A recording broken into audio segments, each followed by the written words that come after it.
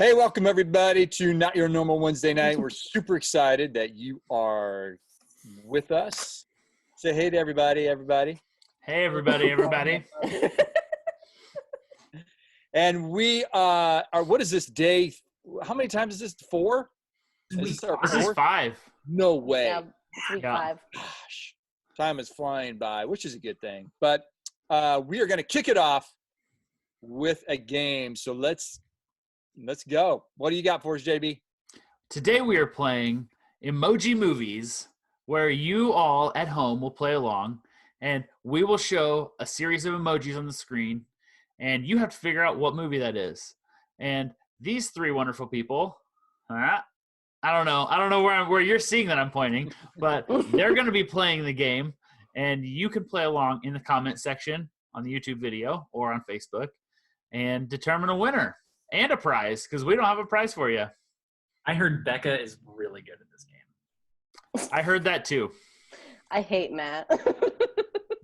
Hate is a very strong word, Becca. Okay. We may have to bleep that out. We don't say those words at Jurassic Park. So, Matt, how is Jurassic Park? It's a nice little vacation away from people. it is. It's tropical. I've got a ton of mosquito bites. Naturally. And I've only seen 2.5 dinosaurs. Well, What was the at least- half? Just the back half of another dinosaur. In the T-Rex's mouth or something, or what? well, you may end up with West Nile, but you're avoiding COVID. So Yeah, I'll take it. you win some, you lose some. All right, we're going to throw it to our game. This makes me wish I was still working at a movie theater. I feel like I'd be better at this. Well, I'm going to say it's not new releases. So maybe I nobody's- will be good at this. And nobody's been to the movies for a month anyway. So That's true. you're probably good. Good point. All right. Can you guys see the red curtain? Is that on your screen? Mhm. Wonderful. All right. We're going to do the first one, and you guys see if you can figure it out. All right. You guys ready? We'll start off with Ready. an easy one. All right. Please do. Here we go.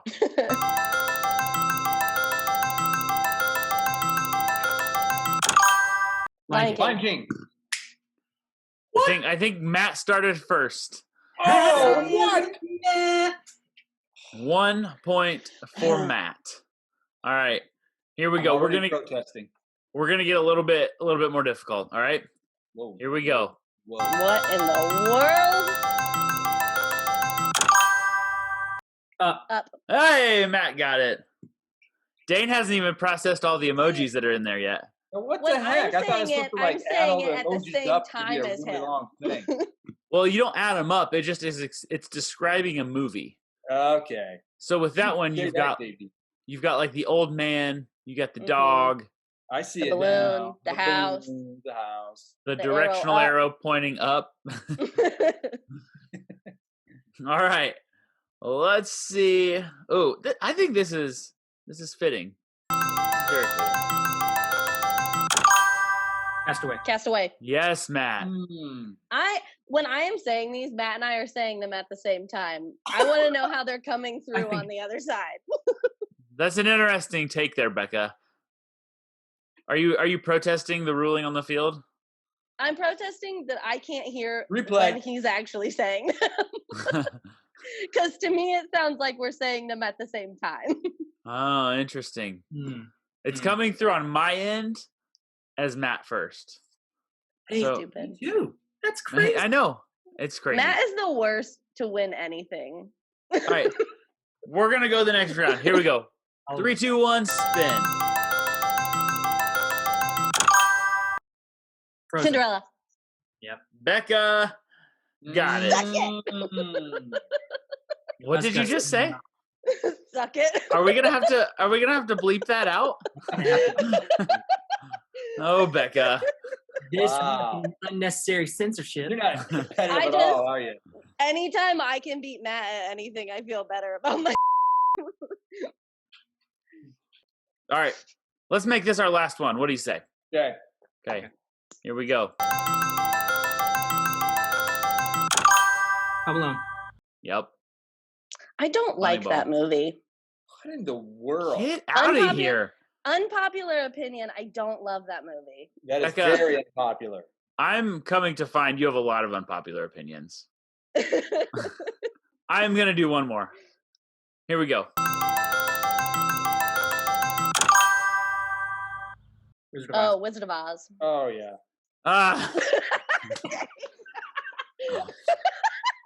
Way to come in strong, Dane. Way to You go. know what? I'm just an audience member. Yeah, it's what it felt like. I wondered if you were muted for a little bit. I'm lagging. Yeah. It's the that lag. movie. Well, ladies and gentlemen, that has been Emoji Movies. Thank you for tuning in. And we're going to kick it to our next segment.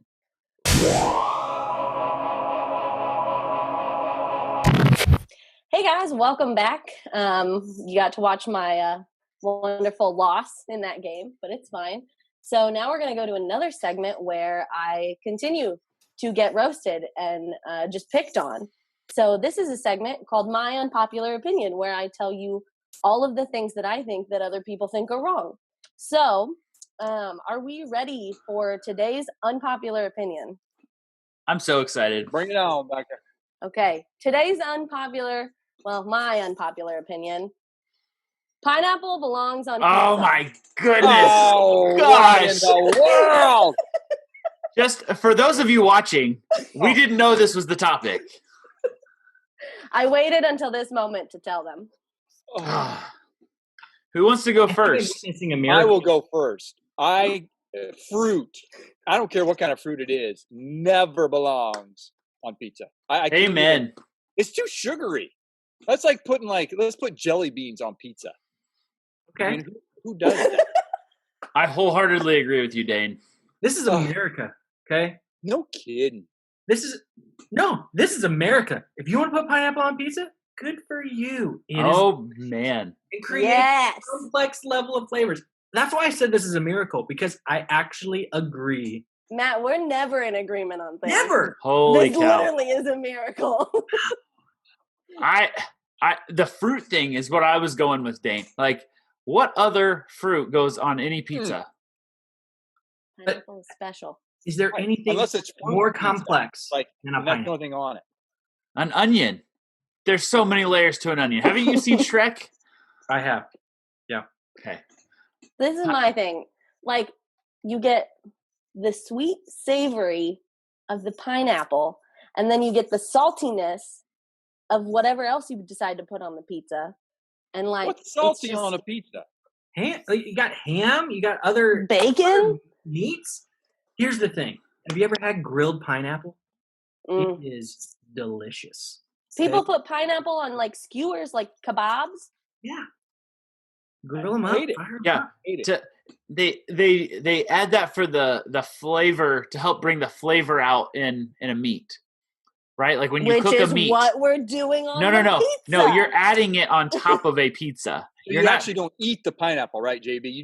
It's the flavor. right. You Like when cook I it with the pineapple. when I on cook it. a ham, at Christmas, I'll put like little like sliced pineapple in there. I'll put like some oranges in there, but I'm not going to eat an orange. Like I'm not going to take a bite of my ham with an orange or a pineapple, you know?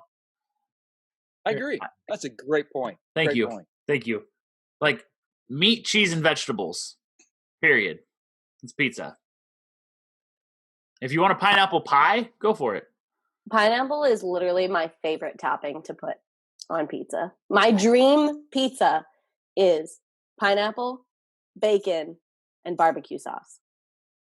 That is pretty good. The best. Man, I can't believe we're split 50-50 on this one. I'm Yeah, really this is weird. surprised. that's crazy. That was a good one, though. Never thought I'd see this day. I know. I thought I was just going to get berated by everyone. Well, This Yeah, is I really an iconic adamantly- moment. Adamantly 100% disagree with pineapple on pizza. oh, me too. 100%. Can't stand it. I'm there. I'll have pineapple as a side. That's fine. And then More eat my- pineapple for Matt and I. yeah. Just don't get it close to my pizza. It taints it. I'm going to bury pineapples in your pizza so you don't know that it's there. And then you're going to be like, wow, this No. pizza's amazing. I have tried Pineapple- it. Have you ever had it? Yes, I can't like pineapple's one of those things like pineapple and cucumber both like the flavor just taints other things. So like if you go to Steak and Shake and get the cottage cheese, which that may be an unpopular opinion that people That's don't like your cottage cheese. first mistake. Hold on. One going. Hold to on. Steak and Shake, and you get Two cottage getting the cheese. cottage. What? Let me finish. Hey, this is my unpopular opinion. Sorry. I'm making a point about the pineapple. If they put the pineapple on your cottage cheese and you take it off, it's ruined. It's just pineapple flavored. It's the same with pizza. If you put it on there and then try to take it off, it's still flavored with pineapple. It's gross. 100% agree. I I've think tried that's it. I fine just that can't it's get still past flavored the with taste. pineapple. Have you had any other fruit on your pizza? Like a blueberry, watermelon? Have you had dessert pizza? That's different. That's totally That is different. different. Way different. Yes. Pineapple Matt's is on our a side. league of its own. I'm not saying that all fruit belongs on pizza. It's like those stupid math questions. It's like all of this is this, but not all of those are these. Like not all fruit belongs on pizza, yet all pineapple belongs on pizza. False. Amen. No.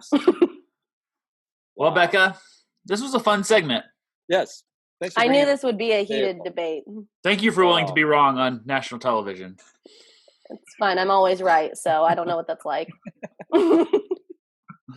Hey, tonight we're going to start a brand new series. I'm really excited about it, and it is called Subject to Change. And it's a series all about change. So for the next 3 weeks, we're going to be talking about change and how to deal with change in a positive way and a good way, and keep our eyes focused on God throughout that change. We've been in quarantine for about a month now, maybe even a little bit longer. And man, has anybody else lost track of the days?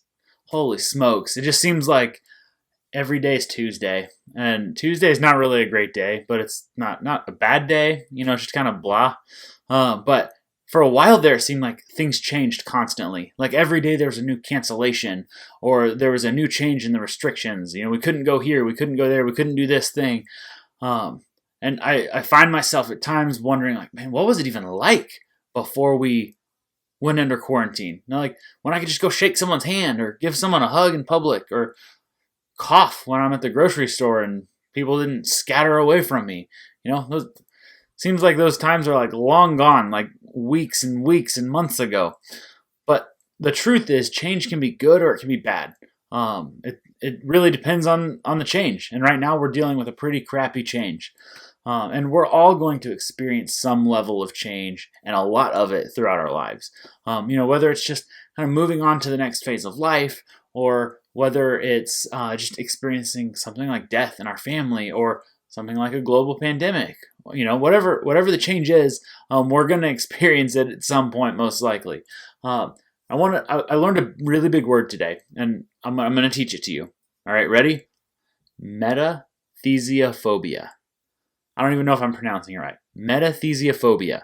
That is the fear of change. So some people really love change. They thrive on change.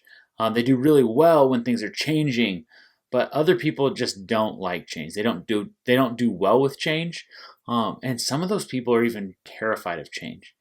The thing about metathesiophobia is it's one of the phobias that you have no control over. If you're scared of spiders or snakes or heights, like you can kind of avoid those things as much as possible. If you're scared of change, there's nothing you can do about it. It's a really difficult thing to deal with if you are scared of change. Guys, change is hard.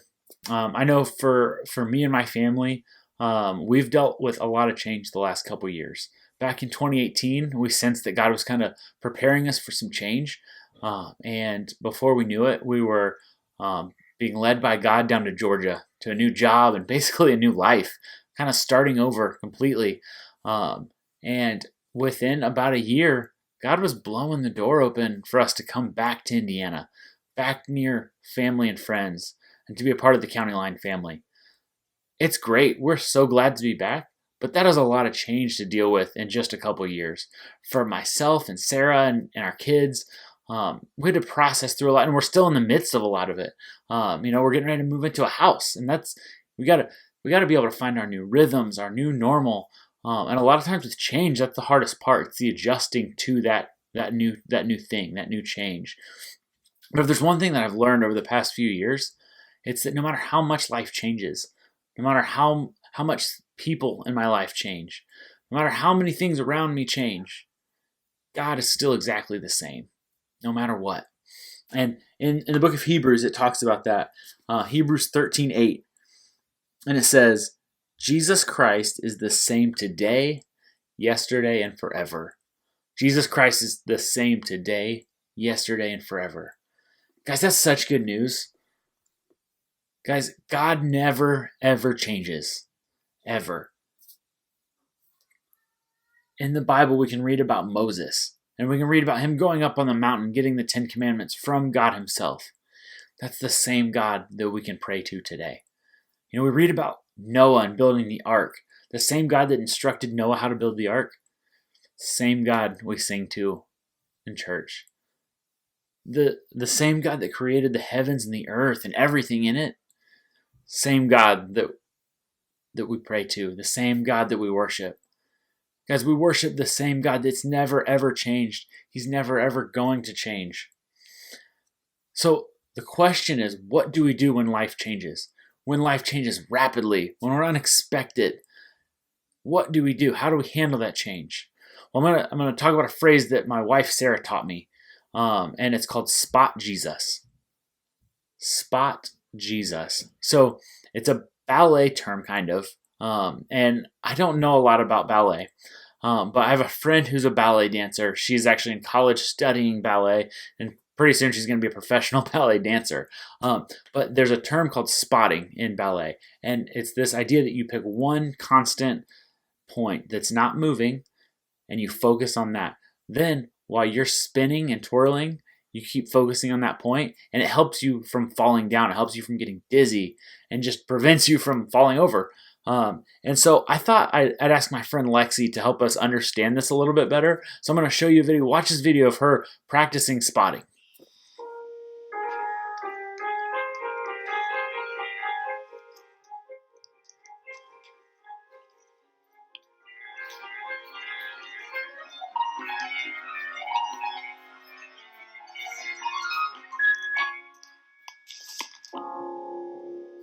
So if you noticed, Lexi, almost the entire time, you could see her face. No matter how slow she was spinning, no matter how fast she was spinning, you could see Lexi's face. It's because she focused her eyes on the camera. So the camera was her focal point. That was her constant. So she'd spin her body, keep her head there, and at the last minute, she'd turn her head and it'd come back the other side. Now, I'm not going to do it. That's why I asked her to do it. I didn't want to end up in the hospital. Probably not a good time to end up in the hospital for like a broken ankle. But Lexi focused her attention on that camera. Her focal point was something that was immovable. It was constant. It was never going to change. Guys, in our lives, whether things are moving slow, whether things are spinning fast and seem out of control, we've got to spot Jesus. If we can spot Jesus, we're not going to fall on our face. If we can spot Jesus, we're not going to get dizzy and disoriented and not know where we're at in life. If we can spot Jesus, you guys, we're going to be able to stay constant and stay the course. Life is going to change. It's going to throw curveballs at us. You may be sitting there as an 8th grader wondering like, holy cow, I'm going to high school in a few months and my 8th grade year just got cut short. Or maybe you're a senior and you're like, high school's over. Like, I'm an adult. I've got a few classes to finish up, but I'm going to college or into the workforce, and I got to figure this out. Guys, learn to spot Jesus. Spend time with him. Keep your eyes focused on him. Because then if life seems to be spinning out of control, if we're still focused on Jesus, just like Lexi and her ballet dancing, when she's spinning and twirling, if we're focused on Jesus, we're not going to fall. We're not going to get dizzy and fall on our face, guys. We're going to stay focused on him. No matter how much life changes, God never changes. Spot Jesus. See you guys. Thanks, JB. And man, it's snowing. Man, that's great truth that you shared with us. That even in life, when life changes, God doesn't. And so, just like our weather this week and how much it has changed, God is still consistent. He's still there for us, and He doesn't change. And so you can read more about that in our devotional this week, Subject to Change, on the YouVersion Bible app. Search for it, find it, start doing with other other students and friends, and see how, again, life changes, but our God is bigger than just us, and He doesn't change. So hope you guys have a great week, and we will see you next week on Not Your Normal Wednesday Night. See ya. Hey guys, thanks for tuning in. Hope you enjoyed Not Your Normal Wednesday Night. Just wanted to let you know that we want everybody to be able to watch this video, because why not? You got nothing else to do. So make sure you like, subscribe, share, tell your friends about it, post in the comments, tag friends in the comments. Do what you got to do to get your friends to see this. We'll see you guys next time.